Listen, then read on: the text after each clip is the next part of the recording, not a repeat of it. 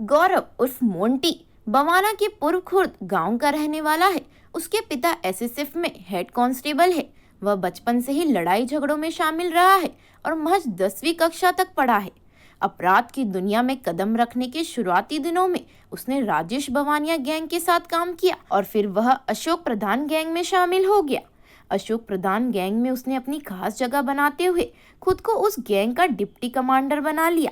Police का कहना है कि गौरव की दुश्मनी कुख्यात गैंगस्टर नीरज बवानिया से है और इसी क्रम में उसने नीरज के मौसेरी भाई की झज्जर हरियाणा में हत्या कर दी थी। इस वारदात में उसके साथ उसका साथी अभिषेक उर्फ शेखू भी शामिल था।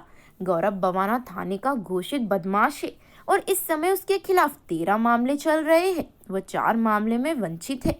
उसके खिलाफ हत्या, हत्या का प्रयास, आर्म एक्ट और एक्सटॉर्शन जैसे आपराधिक मामले दर्ज है। इतना ही नहीं, उसके खिलाफ मकोका के तहत भी मामला चल रहा है। अशोक प्रधान के कहने पर गौरव उर्फ मोंटी और उसके साथियों ने एक बर्तन व्यापारी से एक्सटॉर्शन के तौर पर 50 लाख रुपए की डिमांड की थी। इसके लिए उन्होंने एक लेटर लिखा था जो गौरव ने ही लिखा था और डिमांड पूरी न करने पर उस व्यापारी के कर्मचारी की गोली मारकर हत्या कर दी गई थी। कुतुबगढ़ गांव में जबरन वसूली और डकैती हत्या की घटना का मास्टरमाइंड भी था।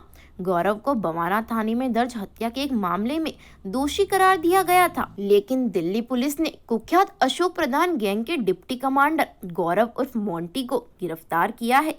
इस एनकाउंटर के दौरान गौरव उर्फ मोंटी के दोनों पैरों में गोलियां लगी, जिसकी वजह से वह घायल हो गया था।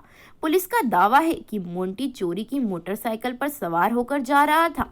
सूचना के आधार पर जब उसे रोका गया तो उसने पुलिस पार्टी पर 3 राउंड गोलियां चलाई, जिसके जवाब में पुलिस को भी गोली चलानी पड़ी और मोंटी घायल हो गया और उसे दबोच लिया गया।